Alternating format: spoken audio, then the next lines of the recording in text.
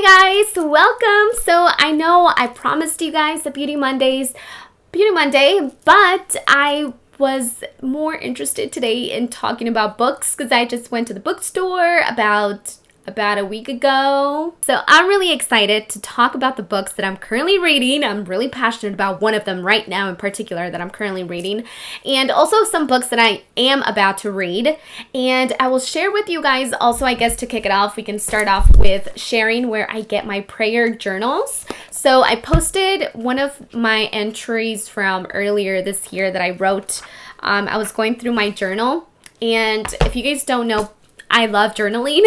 So I've been journaling since having a diary since I was a little girl, and it's basically the same thing. I just now, instead of writing to like a fake character, because I used to make up characters when I was a little girl, like that I would call my diary. So sometimes my diary would be called just weird names like Froggy or something like that, and I would be like, "Dear Froggy," but like I was always talking to a friend, and I don't know who this friend was, but come to realize now that I'm older, I was always talking to God. So all of my journals, I always start with like, "Hi God, dear God." I always start like that because for me, writing out my feelings is a way for me to let it all out. And honestly, like instead of sitting there like praying like this on my knees, I only do that when I'm like very desperate and I'm feeling very passionate about something, that I'll get on my knees.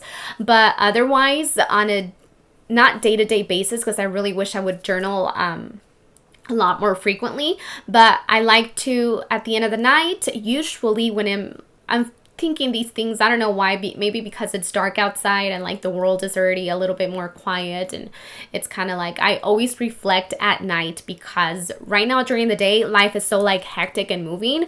So I got these journals. A lot of you guys were asking where I got them on Instagram last night, and I got them from Marshall's for $4.99. You can also check out TJ Maxx, but I love Marshalls and TJ Maxx for many reasons, but one of them is the stationery section. It's close to like, you know where the stationery station is. But yeah, they have so many beautiful notebooks, and since I am always filling them up, then I always buy all the ones that I love, and they're really inexpensive, $4.99, and they're good quality. You know, they're like nice and sturdy, and they're beautiful. So this one says, "Be still." And inside, on every single page, you have a Bible quote or a verse. And like this one says, "Jesus Christ is the same yesterday, today, and forever." Hebrews 13:8. What's so crazy to me though is that I don't read the scripture on top until I'm done writing.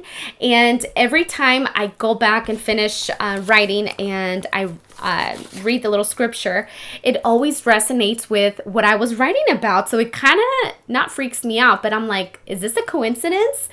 I don't think so, because I don't believe in coincidences. But yeah, I have this one also, which says, "Pray more, worry less." And then I also got this one that should still be there, also $4.99, and it's beautiful on the inside. It's like this gorgeous turquoise color, and then look at this coral. This is the color of my front door, by the way. I just painted the whole house, not me, but we had the house painted, and this is the color of my front door. It's so beautiful and vibrant. Okay, and then this one is also really cute, very spring and summer-ish, and this one I just used to write out like more thoughts or like words that I'm learning from a new book that I'm reading. So I always use notebooks. Like I always use notebooks for many different things, and I always love having fresh new ones to continue to write, because I do love to write. So yeah, I love diaries, I love journals, and these are really beautiful, guys, if you are interested in them having like something related with the Bible. Now, as far as like the books that I'm reading, I just started reading The 7 Choices to Ignite a Radically Inspired Life on Fire by John O'Leary. It's such a great book. So how I came in contact with this is also not by accident or coincidence. It's totally meant for me to pick up this book. So check this out. One day, a few days ago, I wanted to go to the bookstore to check out the books because I have been reading a lot. And I was like, I want to go to the bookstore with Jesse before we pick up Isaac from school. So before we went to the bookstore, we decided to grab some lunch. And my friend Marissa actually texted me and she's like, hey, I just got out of a conference. Like, you have to read this book. I'm so inspired and I think you'll really enjoy it. It's called On Fire by John O'Leary. And she sent me like the link to Amazon. So I click it and I was like, girl, I'm going to get this book. She recommended it. I texted her back and I was like, this is so crazy. I was actually just on my way right now to the bookstore. And she's like, it's not a coincidence. The stars are aligning. And I do happen to see a lot of things being very synchronized with my life. This is a story, but there's no spoilers, because if you find some useful information on here and you guys are reading it, like, I will text you and I'll be like, hey, are you reading this? So me and Marissa, we're going to share notes on the book. So it's really nice to have someone else read a book along with you. And yeah, so John O'Leary actually travels the nation doing public speaking in front of a lot of like large groups of people into big companies, sharing his story. And pretty much what happened to him when he was a little boy, he started playing with fire and gasoline and in the garage of his house, and there was an explosion and he burnt 100% of his body, is what he says in the book, but his face and just a little piece of his scalp were not burned. He shares his story as to how he overcame this as a child. Imagine one day life is normal, like life is normal for a lot of us. We do the same things every single day, and then the next day something drastic happens, or the next moment something drastic happens that no one expected, and it changes your life forever, and it also changes the lives of the people around you forever. Okay? He's also, he talks about God in this book because he has a very strong faith, and he shares so many valuable lessons. And for me, he's not an old person by any means. He's very young, actually. He's in his 40s. But I love to hang out with people and talk to people who are a lot older than me, because if you listen to people who have been on this planet and who actually have wisdom to offer from life experiences and just the reflection that they've had over life in general, it's really inspiring. And it's, for me, an honor to hear that kind of sage advice, because they open up your eyes and you see the world a little bit different than you did before. I have been very inspired by this book. I have read a lot. I have cried so much in some of these parts, because I also feel with the mom. Just to think of something like that happening to my little boy, I don't know how I would handle it. So it's such a touching story and you will feel inspired. Maybe I'm talking a little bit too much about this book, so I am about to say more stuff. So if you don't want to hear, this is the time to click now. Exit if you don't want to hear any more about the book. So as he started to get older and he learned and he overcame so many obstacles, he was working in real estate. And one day this woman called him and she's like, to come and speak to the Girl Scouts. And I believe it was a small group of 8-year-old girls. And he almost, like, every single part of his body and mind told him, say no. Like, your story is not worth sharing. Nobody wants to hear what you have to say. You have never done public speaking. Say no. But he said yes, because that's what his heart was telling him. Say yes. And he spent like a whole week, over 40 hours, rehearsing, practicing, being very nervous about this, and just kicking himself in the butt also, and saying, why did I even agree to do this? And honestly, this is how I feel about my talk right now, because I'm going to be so real with you guys. This is something super freaking outside of my comfort zone, okay? Some people, and I applaud anyone who has the courage to go up on that stage and do some speaking by themselves on stage. I applaud that. So I had the same similar situation, and every part of my body was like, no, girl, say no to this creator's talk. But it's an honor to be invited, and my heart also said, yes, this feels right. And so that's why I said yes to this opportunity. And I've been thinking about it every single day since, and it's been like a month already. Anyways, so the day of the talk for the 8-year-old girls, John got out of his car and he like threw up. He stumbled through his cards. He forgot some of the words, and yeah. But he knew that that moment when he said yes was going to lead him to where he wanted to be, or he not wanted to be, because he didn't even know he was going to become an international speaker. Okay, like he has a whole brand and book, #1 national bestseller, and he is so inspirational and just like, wow. And I feel like I'm in the same position. Like, I don't know where my life is going, but I know that this opportunity that I had, that I was presented, I know this is something for a greater purpose. I don't know what it is, but I just know that this piece right here of the puzzle has a lot to do with the main jigsaw puzzle. So that's not a good analogy at all. Highly recommend it, guys. Now, my friend Maribel, she's someone who inspired me to read as well. I have 2 people that inspired me to read, and I have been doing this a lot more, guys, because I've always have been a big fan of books. I love books since I was a little girl, but it's so odd because I never made it a priority to actually read them. I just somehow loved collecting them, hoping that one day I would have the time to read these books.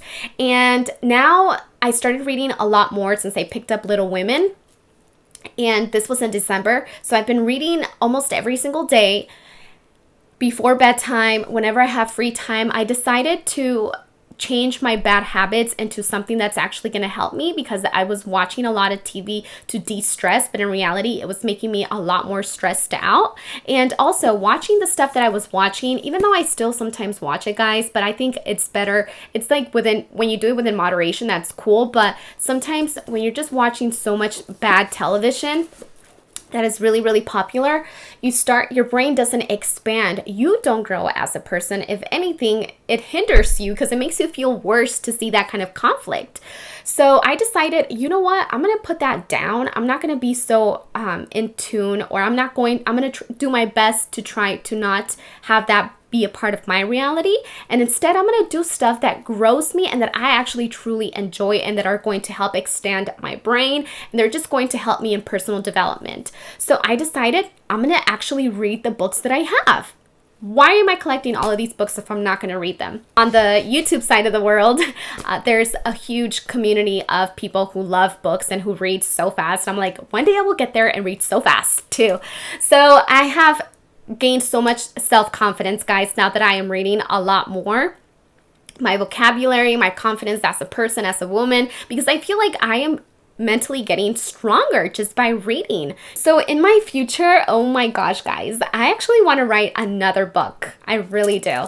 And I have an idea as to what I want to do, because I was reading The Sweet Life, which came out like 2 years ago, and I was reading it the other day, and I feel like I have already grown as a person and learned so much since then.